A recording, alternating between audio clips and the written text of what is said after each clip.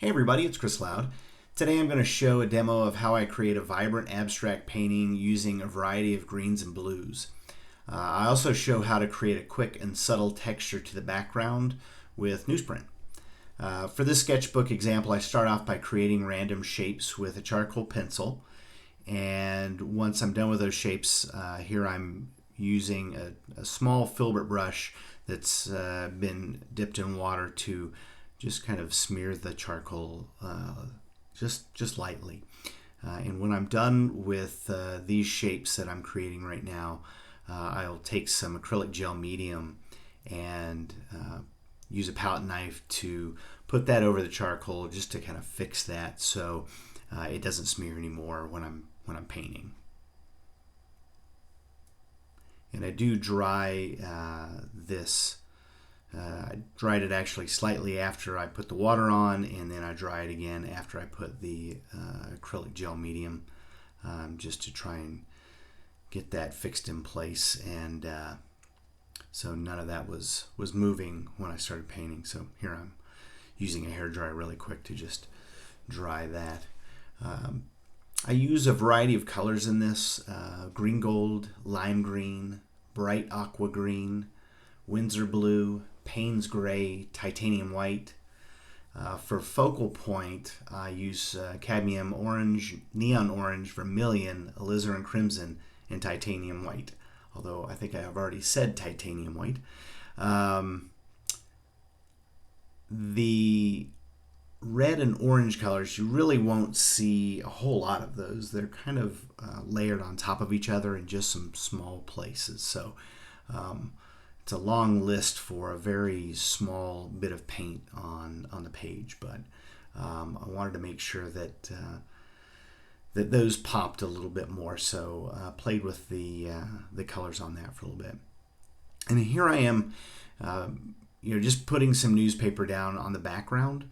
I wanted to make sure that this had a little bit of texture in the background, since I was going to be really focusing more on the vibrant colors. I want to make sure I had some kind of interest in the background. So I have the newspaper, and then I will put a thin layer of white acrylic paint over top of that. The first thing that usually comes to mind when we say vibrant art is something with bright colors. So that was really the first thing that I considered in looking at all my tubes of paint. The greens and blues were really what jumped out at me. I really only have one blue, and that's Winsor blue, but I think that blue really worked with these greens. And then I thought about complementary colors to help the painting pop some, and that's where the oranges and reds come in. And then I was considering contrast, having either a black background or a white background. Again, to try and make those bright colors pop a little bit more, and I went ahead and chose a white background, and I thought that would work well with this newspaper. Again, just kind of subtly giving a little bit of texture to that background. I didn't want the background to really pull away from the shapes and the vibrant colors in there. And when I talk about background texture, I'm talking about both physical and visual texture. Physical is more obvious, as in layers of paint, paper, textures with gesso, modeling paste, adding sand to your paint, scratching into the paint, using a palette knife, etc. I mean, there's so many different ways you can add physical texture. Visual texture is more like marks that you make, and different brush strokes and drips and splatters and anything that looks like texture. And with that said, everything I just mentioned there also can be physical. Things like newsprint and collage paper can give both physical and a visual texture to your painting. So on this one, I was looking at something that there is a little bit of a physical texture with that newsprint, but I was looking more for the visual texture. So again, when I put the white paint, you'll see what I'm talking about.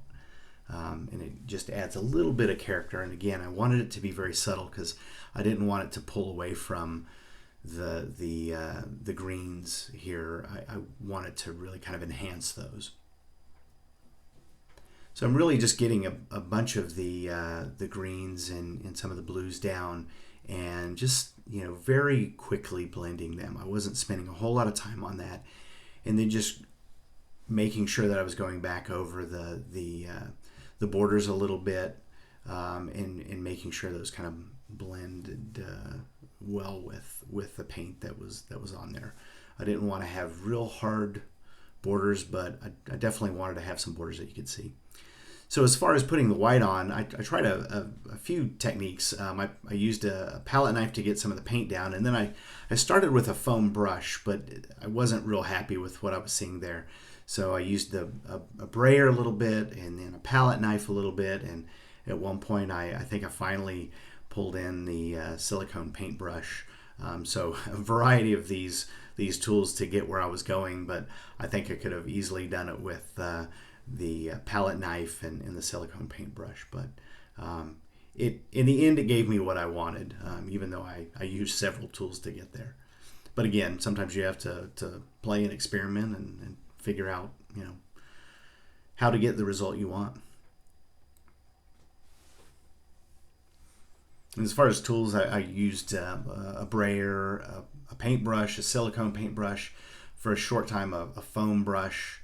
I bring in a fine tip applicator here to work on the borders a little bit and make those colors pop a little bit more. Charcoal pencil, and then obviously the newspaper that I put down.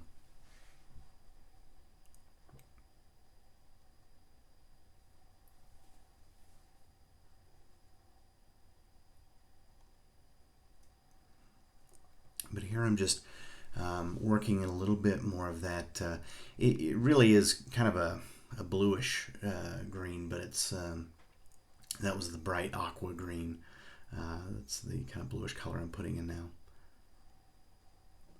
And continuing to kind of touch up some of the white around the color, the shapes there. And here's when I start bringing in some of the complementary colors. So I put down some cadmium orange at first and wasn't happy with that, so I work it a little bit more here. And then just popping down a mat to kind of see how things are progressing. And I'm getting a little bit of alizarin crimson down now.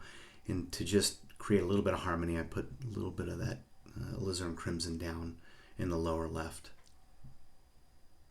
I could have probably done a little bit better job of putting some more of the orange around that painting, but really wanted to make sure that was popping, so I didn't focus on that too much. So wasn't thrilled where I was going with that orange at this point, so I put some white down just to see if I can make the colors pop. And here a little bit of that neon orange and white mixed, and it's starting to stand out a little bit more, but I continue to work that. And here it's starting to pop a little bit more. And just added a little bit of vermillion around that to kind of give a variation in some of the reds and oranges there. Not real easy to see maybe on the video, but you can see a little bit better on close up. One thing with the newspaper, if you don't let it dry fast enough and you start using a roller, I'm learning that the roller sometimes will pick up some of the newspaper, so I had to keep pushing some of that down and getting paint on it to get it to stick down. And here I'm using a fine tip applicator with some Payne's gray. And then, so I didn't have hard lines with that fine tip applicator. I'm using that filbert brush just to kind of smooth out those lines a little bit. But you can see it kind of pulls out these shapes a little bit more, and especially the kind of focal point area with the orange. When I use that fine tip applicator up there, it really does make those, I think, pop a little bit more. And I'll leave in the description all the tools and paints and everything I was using if you want to check those out any further.